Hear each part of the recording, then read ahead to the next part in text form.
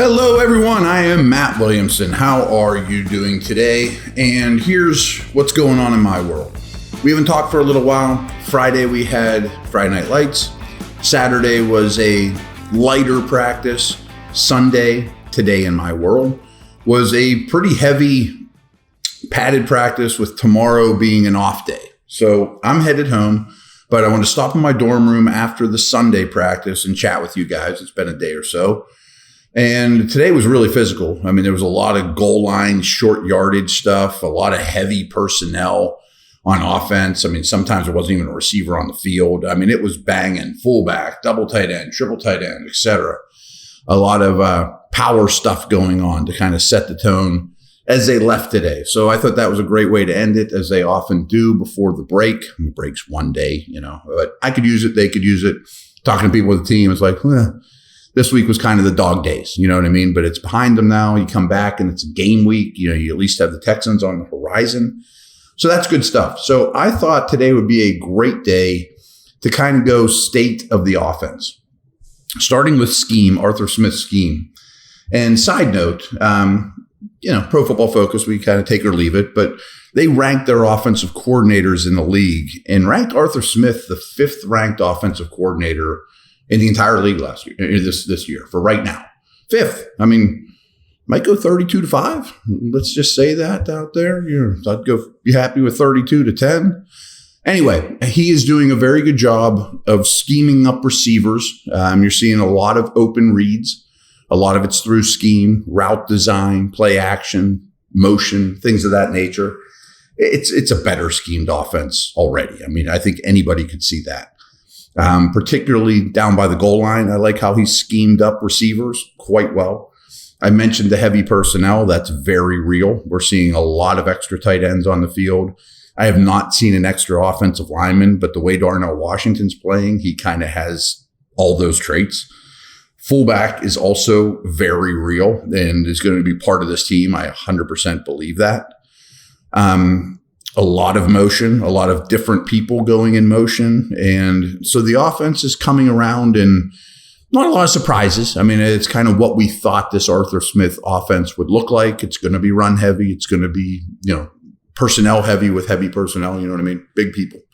But how about the quarterbacks?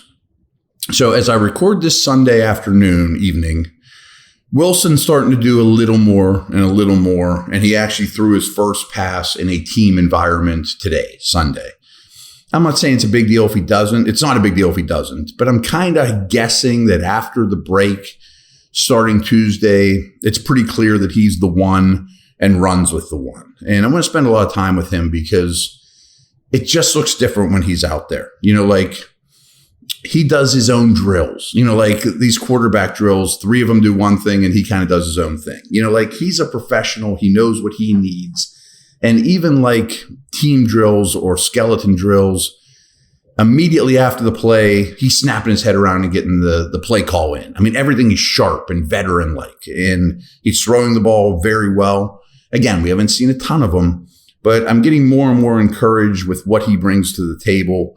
We had a really good conversation about just throwing touchdowns the last time we spoke, and he's going to do that. And there was even a throw down by the goal line in 7 shots, I think, yesterday, where Dale and I turned to each other and Kenny Pickett doesn't even attempt that one, and it went for a touchdown. Kenny probably throws it away, but Russ fits it in because he knows he can get it there. So I think those things are really important. Frankly, I thought Fields played really well today and might be turning a corner in his comfort level. He's still holds the ball a little bit. That's not going to be coached out of him in a day, but I think he's a lot sharper with his reads, with his feel for the offense, with his teammates, who he's throwing to.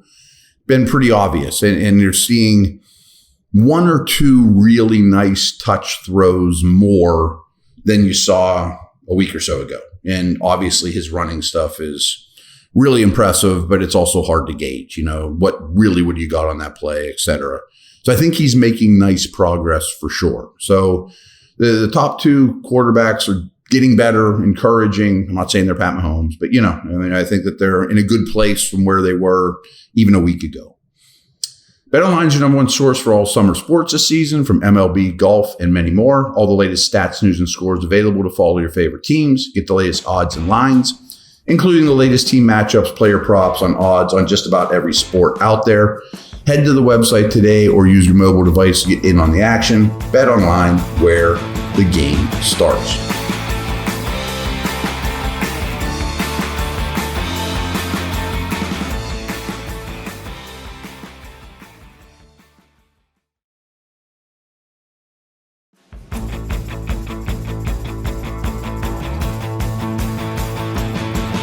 Let's go to these quarterbacks, or wide receivers, I'm sorry. Pickens is looking really good. I mean, he's making all the catches you expect, the highlight reel stuff, the wow stuff. I mean, that's still there. But where I'm really at with Pickens is, and this goes back to the coordinator, I love how they're scheming things up for him, out of the slot, out of motion, picks and rubs down by the goal line. Like, it's clear he's the feature receiver, and they're treating him thusly to give him more advantages, frankly, than the old coordinator ever did. Van Jefferson, to me, is clearly the two. Ramon Wilson's also banged up, but there was some good news today, Sunday, that I guess was seen out of the boot. I mean, when I would see him in the cafeteria, he had the boot on, so maybe he's ahead of schedule. I don't know. I'm not a reporter. I'm not breaking that. But Jefferson is definitely the one. Or the two. I mean, he's a starter with Pickens. And I think if they were to go to 3 receiver sets now, Calvin Austin would be your third guy. And he flashes, but as I warned you, before there was hitting and pads and banging, he flashed more. You know what I mean? He's just little. And yeah, he's explosive, and I'm sure they're going to throw deep. But he doesn't really block anybody, and he's fine. I mean, again, he's fine. I would love him to be the 4/punt returner, and it's okay. I'd love Wilson to go past him at some point soon. Obviously, that's a real prognostication, because I'm not sure when we'll see Wilson. The rest of the group doesn't do much for me, to be very honest with you. I'd still love to see an addition here. They are scheming up the tight ends really well. Hayward's been a really motion player and out of the slot, a lot of pre-snap motion. Pruitt will wind up as a fullback at times, but all over in a wing. Very comfortable with where he's at. I mentioned Washington. He's absolutely shining on one-on-one blocking drills. His pass protection looks much better. I think he's moving much better than he did his rookie year. So I think that's all encouraging. I don't think any of those guys are stars, nor do I think Freiermuth's a star. But Freiermuth is also really being schemed up to get the football. And he looks really good doing it. I like the way he's moving around, catching the ball, running routes. Never going to be a killer blocker, but he's going to catch a lot of balls. I really am firmly entrenched on that. At running back, there's a lot of opportunity coming up in these preseason for the 4 guys that nobody knows about. But okay, and Patterson hasn't been seen yet, nor I think are they going to rush him back in any way. But one of the talks of camp, rightfully so, is Harris and Warren. And if you pay any attention at all, they absolutely shined on backs on backers at Friday Night Lights. And that's the second time in a row that Warren was unbelievable in that drill. Not that Harris was bad the first time around, but I think that Tomlin is kind of making a point to kind of not to make them the face of the team, but the identity of the team. We're going to have these 2 teammates do the job of one, and we're just going to keep coming. And I bet he's lit a fire under those guys, because they look more aggressive than ever, fighting for yardage, fighting in for protection. Kind of the old, there's been a lot of backs in history where you lean on them heavy and they get a lot of touches. And I think this backfield has that feel to it now too, that these are kind of our foundation of what we are, is a big, nasty group that's going to run the football with these 2 guys over and over and over. And the O-line is very impressive to me too. And it brings up the thought that I think they have 10 offensive linemen, 2 groups of 5 that are all NFL players. And I think 9 will make the team. And I wonder if you could trade James Daniels for something. I'm not saying you have to, but Spencer Anderson's been quite good. McCormick's good. Herbig is the number one center, but if Frazier takes that over, all three of those guys could fight for Daniels' job.